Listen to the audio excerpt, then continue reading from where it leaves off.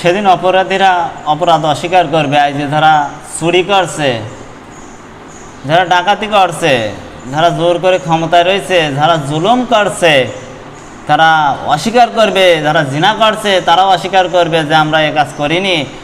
সেদিন তোমাকে point two point তোমার হিসাবের জন্য তুমিই যথেষ্ট। এই ইসরায়েলের প্রধানমন্ত্রী, ওকে আপনি বলা যাবে না, ওকে তুই বলতে হবে। বা একটা শয়তান, একটা শয়তান, একটা ইহুদির বাচ্চা মুসলমানের উপরে জুলুম করছে। আর আজ সারা বিশ্বের মুসলমান বসে রয়েছে। মুসলমান সেদিন এক হবে, সেদিন সব কিছু ধুলোয় মিশে যাবে। আল্লাহ নবী বলে গেছে যে এক সাহাবী বলছে মসজিদে এলোমেলো কথা বলছে যে ক্ষমতায় যখন চেয়ারে থাকে সেমনি গিয়ারে থাকে।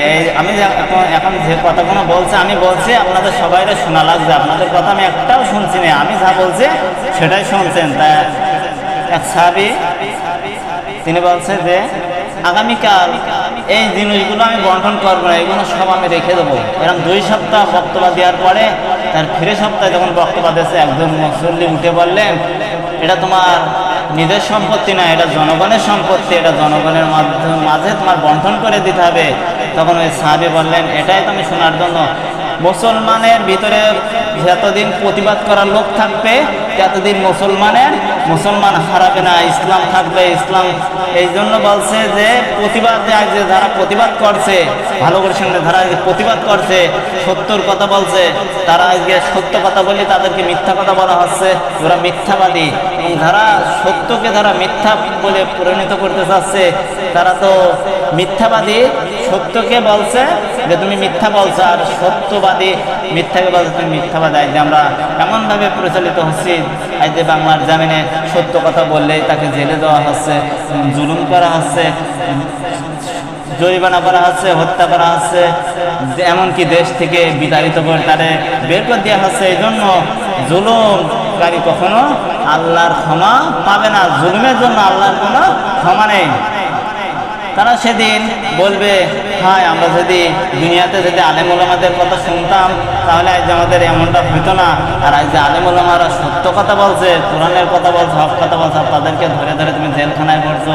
এই চেয়ারে বসে ক্ষমতা বেশি দিন টিকা যায় না। যদি আল্লাহ যদি চায় এই ক্ষমতা এই চেয়ারে বসে তোমাকে জুতা পিটা করে লাভাতে পারে।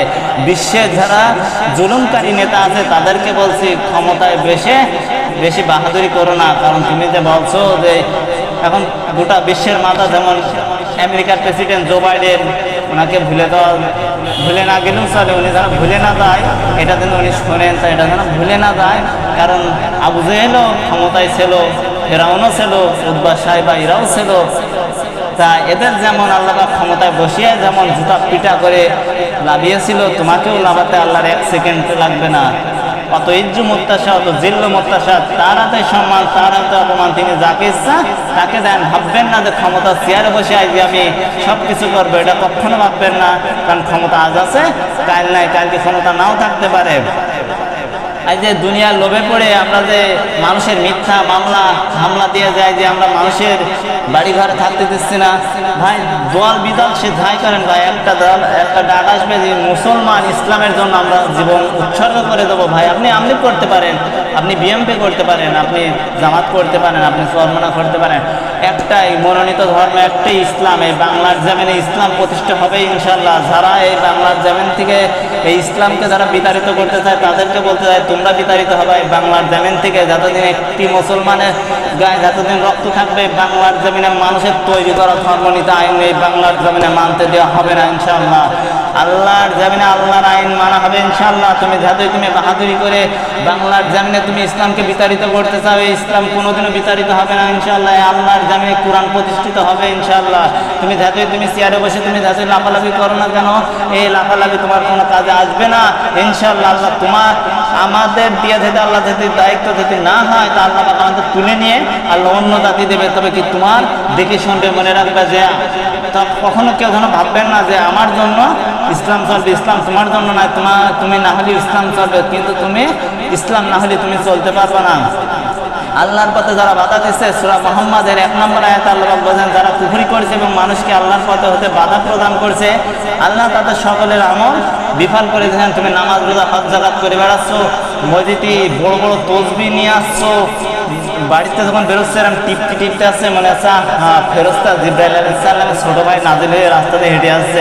তুমি আলেমে মসজিদে বসে বসে তুমি কোরআনের কথা বলতে দাও না, হক কথা বলতে দাও না, জোর করে চেয়ারে বসে থাকো, বাংলার জমিনে 18 কোটি মুসলমানের তুমি অধিকার হরণ করে খাও, তুমি নিজের ভোট নিজের দিতে দাও না, ভোট কি ভোট সব হয়ে গেছে। এগুলো তো আমরা এগুলোই তো সত্য কথা, এগুলোই তো কোরআনের কথা।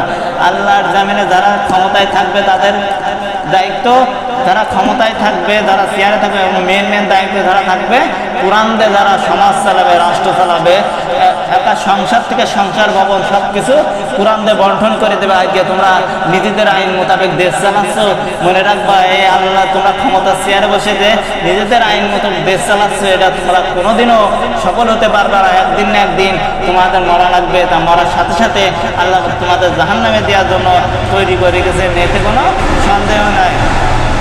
আল্লাহ পাকের সাথে সূরা মুহাম্মাদের 8-9 নম্বর আয়াত আল্লাহ পাক বলেছেন, যারা কুফরি করবে আল্লাহর আইনের সাথে, তোমরা যে বিরোধিতা করছো, তোমরা কুফরি করছো, তোমরা